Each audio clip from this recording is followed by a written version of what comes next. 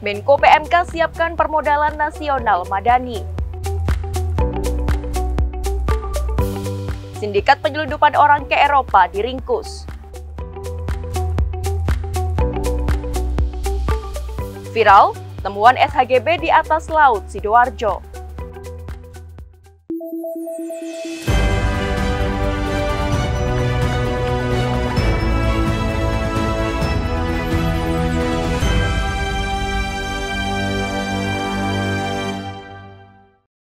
Halo pemirsa, laporan 8 Garuda TV Surabaya kembali hadir menjumpai Anda Sabtu 25 Januari 2025. Selain 3 topik utama tadi, tim redaksi kami telah menyiapkan sejumlah informasi penting dan menarik lainnya. Bersama saya Titi Wijanarko, kita jelang laporan 8 Garuda TV Surabaya selengkapnya.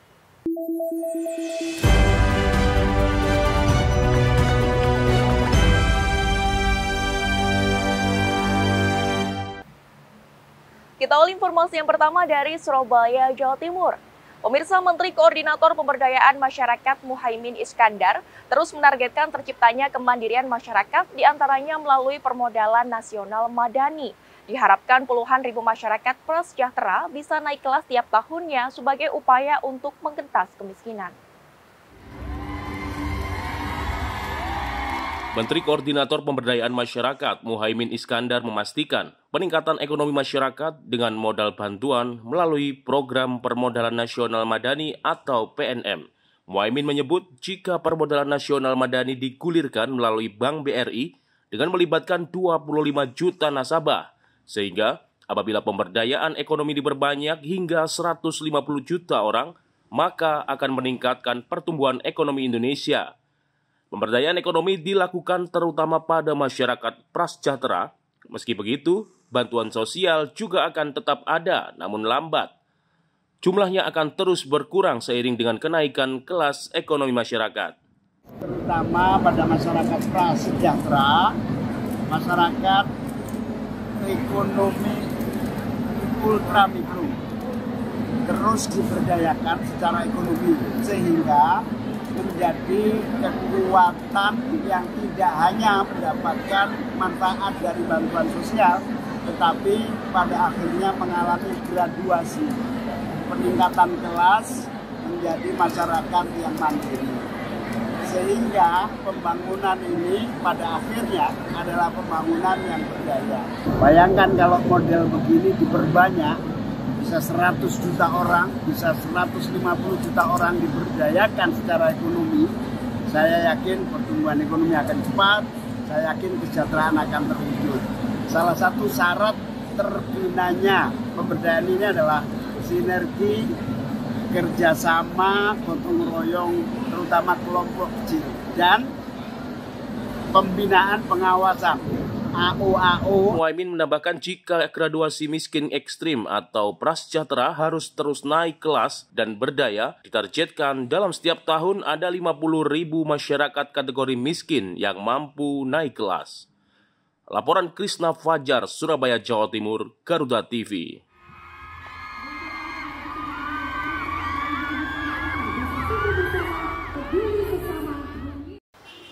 Petugas imigrasi kelas 1 khusus TPI Surabaya, Jawa Timur menggagalkan penyelundupan orang ke Eropa. Dari hasil penggerebekan itu, petugas mengamankan 9 WNA, 2 orang ditetapkan sebagai tersangka, sedangkan sisanya sebagai korban. Dalam melakukan aksinya, pelaku menggunakan kitas fiktif agar dapat visa kerja ke negara tujuan.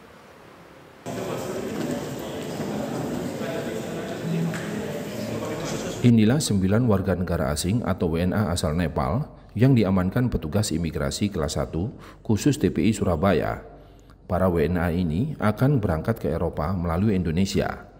Penggerebekan berawal dari laporan masyarakat yang curiga dengan adanya aktivitas warga asing di kawasan Siwalan Kerto dan Kendang Sari, Surabaya.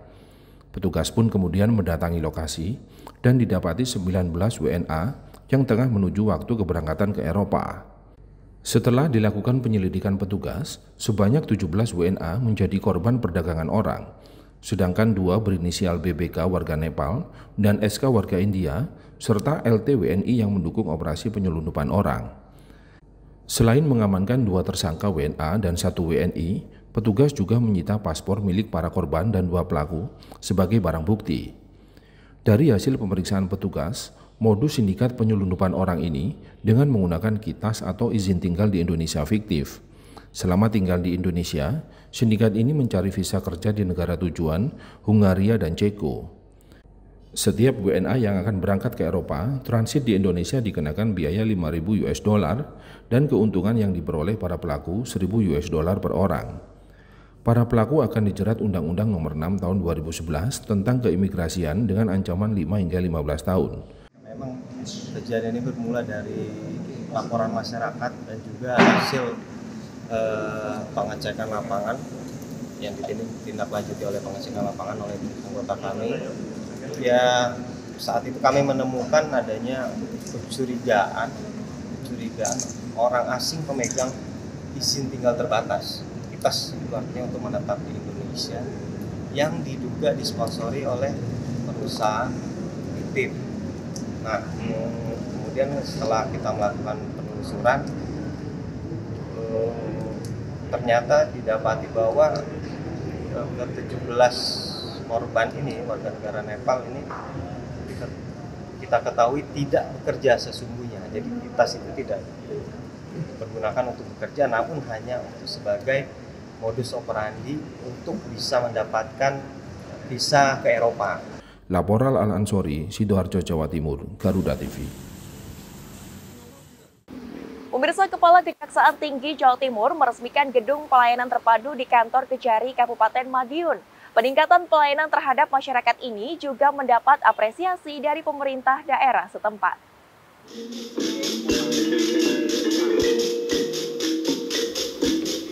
Tarian seni khas dongkrek ini menjadi penanda penyambutan rombongan Kejaksaan Tinggi Jawa Timur bersama Forkopimda setempat saat menghadiri acara peresmian gedung baru Kejaksaan Negeri Kabupaten Madiun.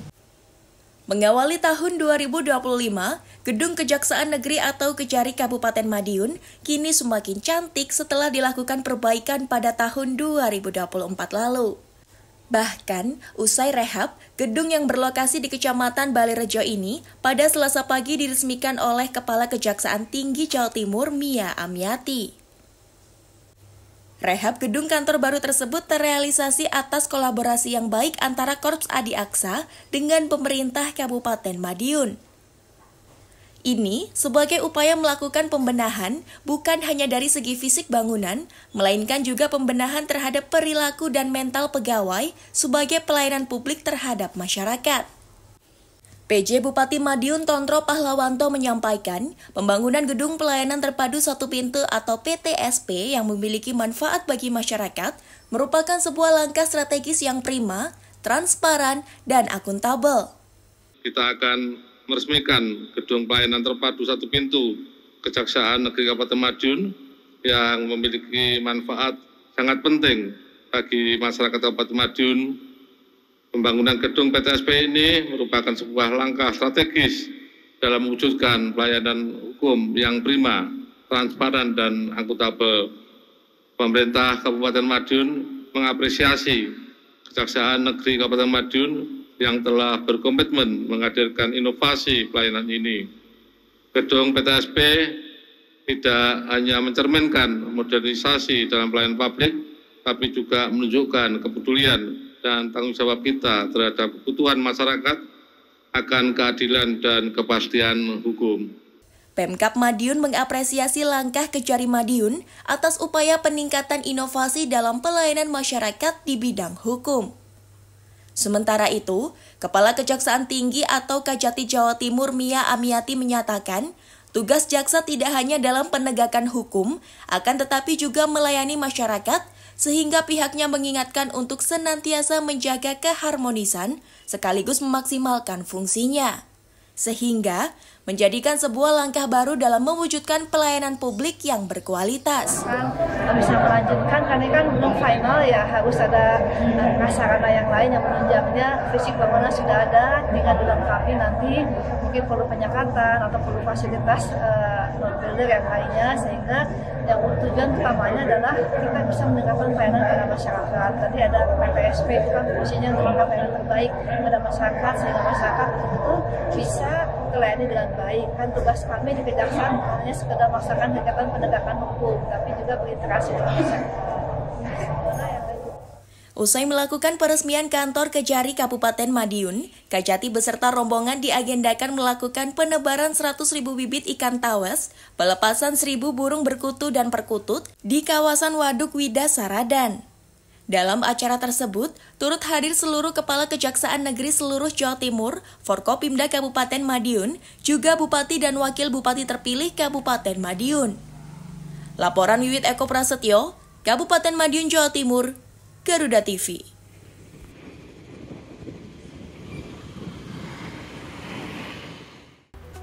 Viral temuan SHGB di perairan laut Sidoarjo. Informasi selengkapnya akan hadir usai jeda.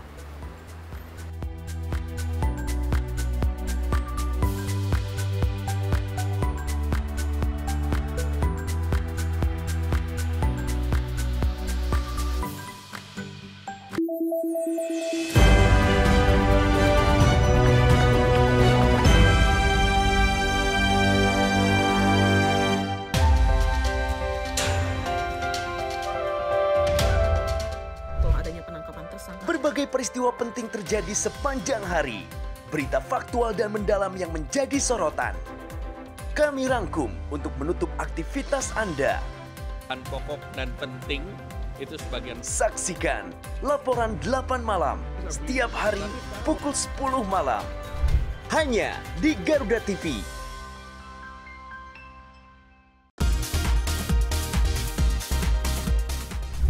Sajian informatif mengenai ragam fakta unik dari seluruh penjuru dunia.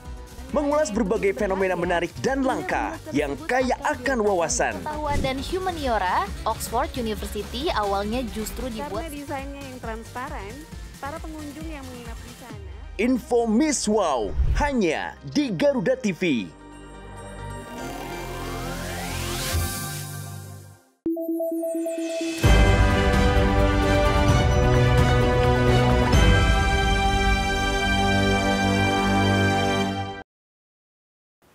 Anda kembali menyaksikan laporan 8 Garuda TV Surabaya.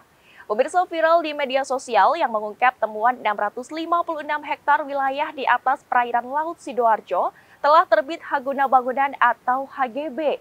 Temuan tersebut dinilai melanggar putusan Mahkamah Konstitusi terkait pelarangan pemanfaatan ruang di perairan. Menyikapi unggahan yang ramai di media sosial X tersebut, Kantor Wilayah Badan Pertanahan Nasional Jawa Timur telah menurunkan tim untuk melakukan investigasi. Untuk rincian, untuk PT 16 hektar, ya kan? Setelah adanya temuan pagar misterius di Tangerang, Banten yang telah memiliki sertifikat hak guna bangunan atau HGB, kali ini di media sosial X telah mengungkap adanya temuan 656 hektar di sekitar perairan Sidoarjo, Jawa Timur. Temuan tersebut berdasarkan penelusuran dari aplikasi Bumi milik Kementerian ATR BPN. Dari akun @tantowi telah mendapat tayangan hingga ratusan ribu pengunjung. Luas tanah tersebut berada di Desa Segoro Tamba, Kecamatan Sedati, Sidoarjo, yang awalnya dikira berada di perairan Surabaya.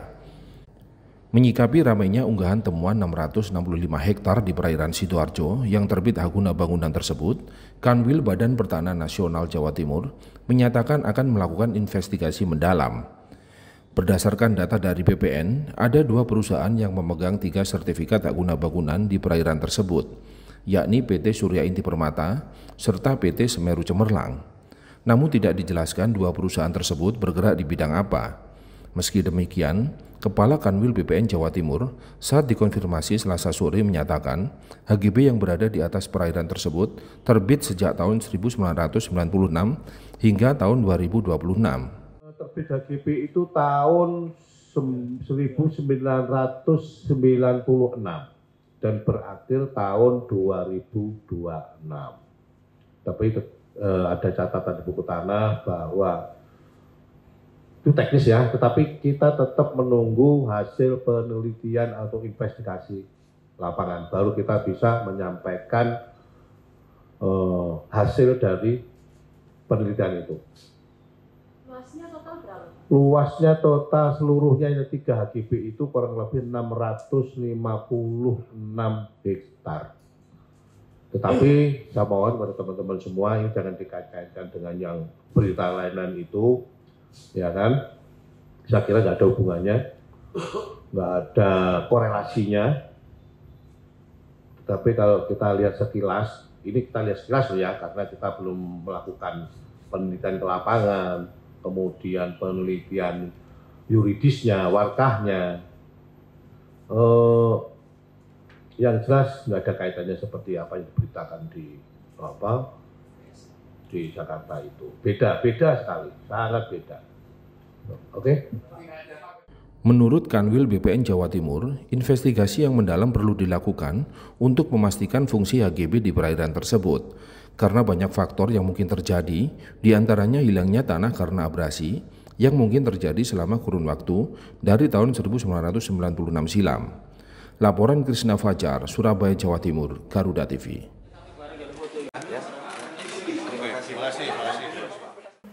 Pemirsa, untuk mendorong program pemerintah dalam mewujudkan swasembada pangan, Kepolisian Resort Kota Banyuwangi bersama Muspida, petani, dan TNI mengikuti penanaman jagung serentak 1 juta hektar di seluruh Indonesia. Di Banyuwangi, lahan 650 hektar disiapkan untuk mensukseskan program swasembada pangan yang digagas Presiden Prabowo.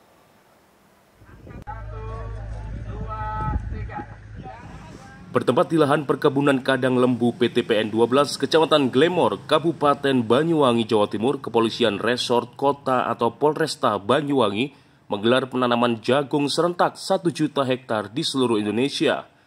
Khusus di Banyuwangi, penanaman ini digelar secara simbolis dengan Komandan Kodim 0825, Bupati Banyuwangi, petani, perhutani, inhutani, serta seluruh masyarakat yang terlibat dalam sektor pertanian maupun perkebunan. Kapolresta Banyuwangi Kombes Pol Rama Samtama Putra menyampaikan, 650 hektar lahan di Banyuwangi disediakan guna mendukung program Presiden Prabowo menuju target 2025 Indonesia swasembada pangan. Dengan keterlibatan kepolisian dan semua pihak serta pengawasan khusus, dipastikan panen jagung yang ditanam setiap daerah mencapai angka 5-6 ton.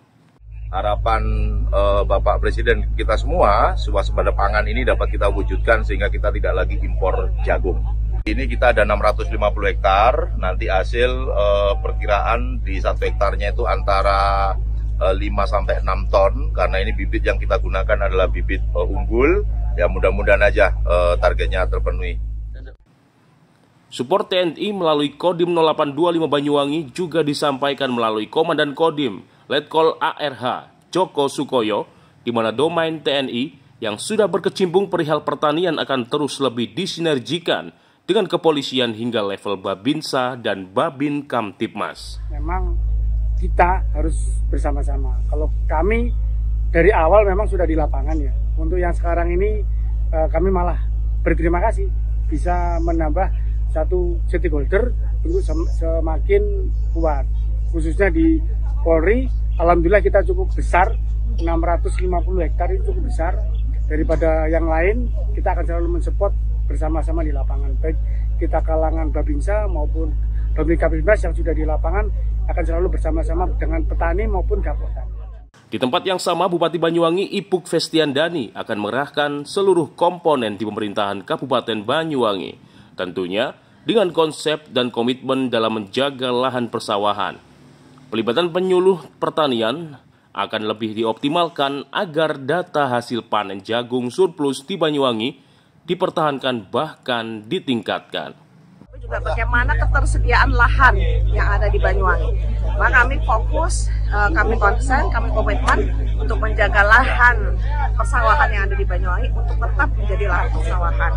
Selanjutnya bagaimana peningkatan SDM para petani kita dengan teman-teman dari PPL, dan kita berkoordinasi dengan pusat untuk banyak dukungan agar pertanian di Banyuwangi bisa semakin lebih baik lagi. Dan kita bersyukur dengan adanya program tanaman jagung ini dari Kementerian Pertanian, maka mudah-mudahan tahun 2025 ini produk jagung kita bisa lebih baik lagi. Dengan sinergitas pimpinan daerah serta seluruh komponen di bawah, diyakini program swasembada pangan Presiden Prabowo di Banyuwangi bakal sukses. Laporan Pendi Riyatno dari Banyuwangi, Jawa Timur, Garuda TV.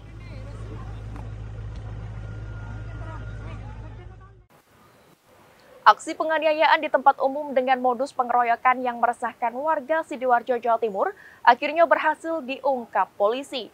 12 pemuda yang 3 diantaranya masih tergolong anak di bawah umur berhasil ditangkap polisi di sejumlah tempat yang berbeda. Mereka adalah anggota kelompok pemuda yang diduga sering melakukan aksi yang meresahkan warga. Oleh masyarakat, mereka disebut kelompok gangster. Yo, pakai ini. Setelah melakukan penyelidikan, tim Reskrim Polresta Sidoarjo akhirnya berhasil menangkap sejumlah pemuda yang diduga melakukan penganiayaan dengan cara mengeroyok korban dengan menggunakan senjata tajam. Tercatat ada 12 orang dan 3 diantaranya tergolong anak di bawah umur berhasil disergap dan ditangkap di sejumlah tempat yang berbeda. Tidak hanya menangkap para pelaku penganiayaan, polisi juga berhasil mengamankan 10 senjata tajam jenis celurit berukuran besar dan sejumlah handphone serta motor yang digunakan pelaku saat melakukan aksi penganiayaan. Dari hasil pemeriksaan polisi, diketahui aksi para pelaku ini cukup sadis. Mereka tega melukai korbannya yang diincar saat ditemui di tempat umum dengan senjata tajam yang dibawanya. Sementara korban penganiayaan para pelaku ini tercatat ada 3 orang yang semuanya kini sedang dirawat di rumah sakit.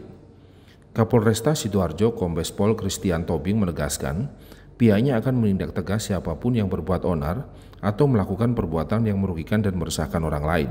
Korban ada 3 orang, kemudian untuk tersangkanya jadi ada 12 tersangka, ada 3 diantaranya adalah anak.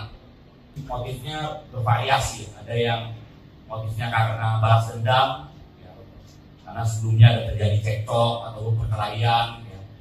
Kemudian ada juga yang dari media sosial, ya, dari media sosial ada percakapan-percakapan yang menyinggung perasaan gitu ya. Masing-masing dari pemuda-pemuda ini kemudian nanti berjanji untuk bertemu di suatu tempat yang kemudian melakukan perkelahian di situ. Masuk juga ada juga yang pada saat konvoy atau bergerombol ya menemukan kelompok pemuda lain itu langsung dilakukan penyerangan.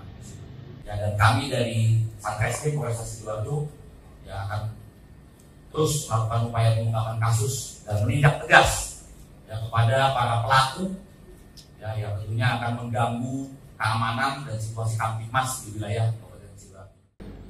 Untuk kepentingan pemeriksaan lebih lanjut, saat ini 12 pelaku diamankan di sel tahanan Polresta Sidoarjo, termasuk 3 pelaku yang tergolong anak di bawah umur. Laporan Al-Ansori, Sidoarjo, Jawa Timur, Garuda TV. Sejumlah perwakilan warga perumahan Gunung Sari Indah, Surabaya, Jawa Timur didampingi RT dan RW setempat mengadu ke Polrestabes Surabaya. Hal ini lantaran adanya sengketa lahan yang berdampak pada penutupan akses jalan masuk ke pemukiman warga. Permasalahan bermula dari upaya penutupan jalan akses masuk ke perumahan Gunung Sari Indah pada Rabu 15 Januari 2025 dengan adanya pemasangan tembok beton. Pihak yang melakukan penutupan jalan mengklaim kepemilikan lahan tersebut berdasarkan surat hak milik atau SHM yang dibelinya dari ahli waris atau developer perumahan tersebut. Penutupan akses jalan tersebut mendapatkan perlawanan dari warga setempat. Warga mempertanyakan klaim tersebut karena berdasarkan SITE Plan dari Dinas Cipta Karya Pemkot Surabaya, lahan tersebut terdaftar sebagai fasilitas umum atau FASUM di perumahan Gunung Sari Indah. Dengan adanya upaya penutupan jalan akses masuk ke pemukiman warga yang telah lama menggunakan jalan tersebut, akhirnya warga memutuskan untuk mengadu ke Polrestabes Surabaya. Polrestabes untuk melaporkan terkait dugaan masalah jual beli fasilitas umum atau FASUM milik perumahan GSI. Disitulah kami melapor. Yang pertama terkait dugaan jual beli FASUM. Kenapa ini adalah FASUM kok ada jual beli yang baru-baru ini terjadi. Yang kedua ada penutupan akses jalan perumahan GSI yang terjadi kemarin sangat-sangat meresahkan warga perumahan Gunung Sari Indah. Warga berharap segera mendapatkan kepastian hukum mengingat jalan yang ditutup beton tersebut merupakan akses utama jalan masuk ke pemukiman. Akibat penutupan secara total akses jalan akan berdampak pada mobilitas warga yang terdiri dari 28 RT dan 4 RW di Kelurahan Kedurus, Kecamatan Karangpilang, Surabaya, Jawa Timur. Laporan Krisna Fajar, Surabaya, Jawa Timur, Garuda TV.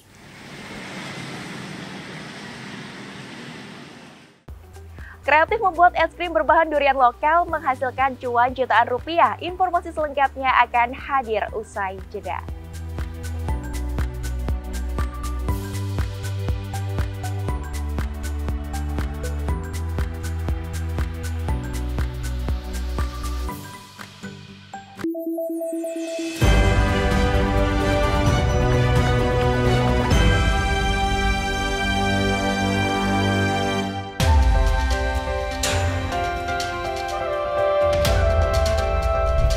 Pertama dan paling hangat, informasi yang menemani Anda memulai ragam aktivitas. Jadikan pagi Anda lebih berarti dengan kabar terkini. Laporan 8 pagi, setiap hari pukul 6 pagi, hanya di Garuda TV.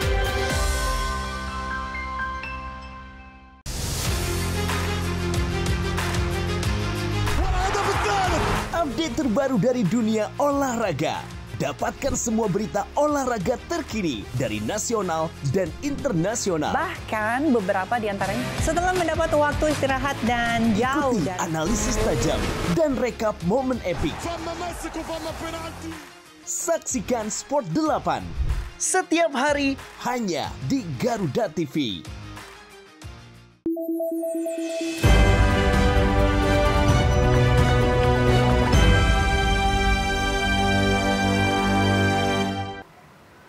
Anda kembali menyaksikan laporan 8 Garuda TV Surabaya. Pemirsa, buah durian memiliki banyak peminat baik dimakan langsung maupun diolah dengan berbagai menu. Seperti yang dilakukan ibu rumah tangga asal Jombang, Jawa Timur ini yang sukses meraup cuan jutaan rupiah hanya dengan membuat es krim berbahan olahan durian lokal Wonosalam. Seperti apa proses pembuatannya? Kita simak liputannya. Seperti inilah wujud es krim berbahan olahan durian asli lokal Wonosalam, Kabupaten Jombang, Jawa Timur. Es krim tersebut memiliki rasa yang senada dengan khas durian lokalnya, yakni pahit dan manis. Proses awalnya, buah durian lokal asli Wonosalam yang sudah jatuh dari pohon, kemudian dikupas dan diambil dagingnya. Durian kemudian dicampuri susu dan bahan lainnya hingga menjadi olahan. Agar lebih cepat creamy, olahan durian tersebut dihaluskan dengan cara dimixer kurang lebih 3 kali yang kemudian ditaruh di kulkas selama 1 jam hingga menjadi es krim. Rupanya, usaha milik Dewi Anggraini ini sudah ditekutinya sejak 5 tahun yang lalu dari keinginannya memanfaatkan buah durian yang saat itu melimpah atau lagi musimnya. Dari awalnya, coba-coba, siapa sangka usaha perempuan berusia 39 tahun ini mampu mendatangkan omset bersih 5 juta rupiah dalam setiap bulannya. Sementara untuk harga es krim durian, Dewi Anggraini menjual Rp5.000 per cup mininya.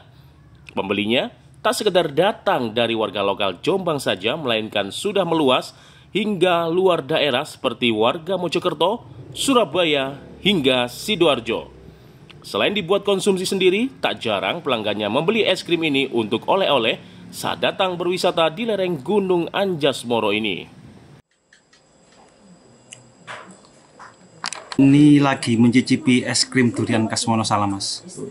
Emangnya tahu dari mana kok ada es krim durian ini? Saya tahunya dari Instagram. Kebetulan saya lihat-lihat kudapan khas Wonosalam, kemudian saya cari dan nemu ini. Kemudian penasaran, akhirnya saya datang ke Geria Durian Wonosalam ini, Mas. Seperti apa rasanya? Rasanya mantep banget, Mas. Durian khas Wonosalam, kemudian ketika digigit itu lumer sekali. Ini beli berapa banyak dan buat apa nanti? Rencananya buat oleh-oleh di keluarga sih, Mas, yang ada di Sidoarjo. Dan harganya juga cukup terjangkau, cuma 5.000 per cup, Mas. Ini produksi kita, Geria Durian, es krim durian, Mas. Udah sejak kapan ini? Ini sudah 5 tahun yang lalu. Inisiatifnya seperti apa dulu? Karena pas waktu itu durian melimpah, jadi kita inisiatif untuk olahan yang lainnya, yaitu olahan es krim ini. Karena belum ada yang bikin untuk daerah sini, saya bikin olahan es krim durian. Duriannya dari durian apa ini? Ini dari durian lokal. Untuk harganya per cup berapa, Bu? Untuk harganya per cup 5.000. 5.000. Kalau omsetnya berapa, Bu? Omsetnya per bulan itu sekitar 5 juta. Selain dibuat es krim durian, olahan durian yang memiliki cita rasa yang pahit dan manis tersebut juga dibuat menu es krim campur durian.